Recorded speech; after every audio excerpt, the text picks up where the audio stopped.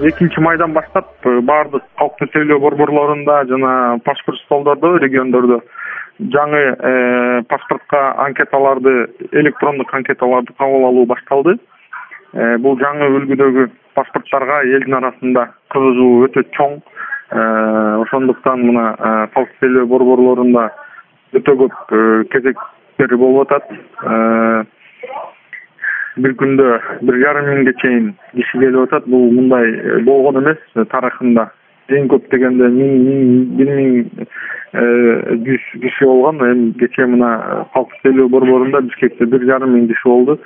Андан жаңы паспорт алам дегендер өтө саны көп. Эми жаңы паспорттардын өзгөчөлүктөрү бул өтө чоң ID карталарга караганда. Эски ID карталардан бул сапаты жагынан электрондук маалымат сакталат ошол микросхемада. Ошол чип деп коет, жөнөкөй сөз менен айтканда аталган.